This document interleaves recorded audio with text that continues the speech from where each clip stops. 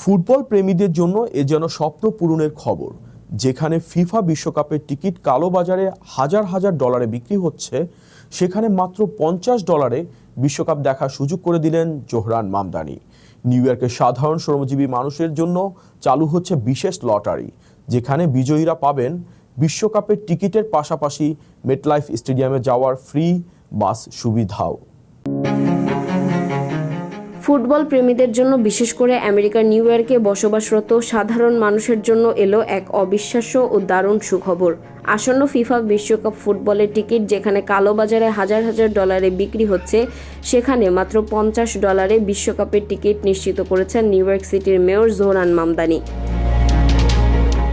Mayor বৃহস্পতিবার ঘোষণা করেছেন যে সাধারণ ও শ্রমজীবী নিউ ইয়র্কবাসীদের বিশ্বকাপের আমেজ দেওয়ার জন্য 1000টি বিশেষ টিকিটের ব্যবস্থা করা হয়েছে।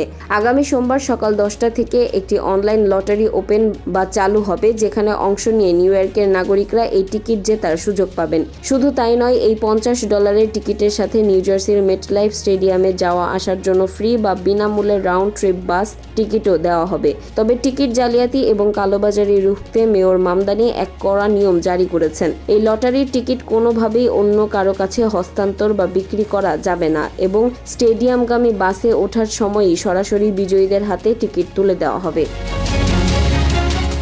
ফিফা সভাপতি জিয়ান্নি ইনফান্তিনোর সাথে মেয়রের দীর্ঘ আলোচনার পর এই সমঝোতা বাস্তব রূপ পেয়েছে, যেখানে মেটলাইফ স্টেডিয়ামে বিশ্বকাপের ফাইনাল সহ 8টি ম্যাচ অনুষ্ঠিত হতে যাচ্ছে। সম্প্রতি খোদ প্রেসিডেন্ট ডোনাল্ড ট্রাম্পও বিশ্বকাপের টিকিটের আকাশছোঁয়া দাম নিয়ে সমালোচনা করেছিলেন এবং বলেছিলেন এত দাম দিয়ে তিনিও টিকিট কিনবেন না। ট্রাম্পের সেই সমালোচনার পর নিউ ইয়র্ক মেয়রের এই $50 মাস্টার স্ট্রোক সাধারণ ফুটবল ভক্তদের মাঝে ব্যাপক সাড়া ফেলেছে।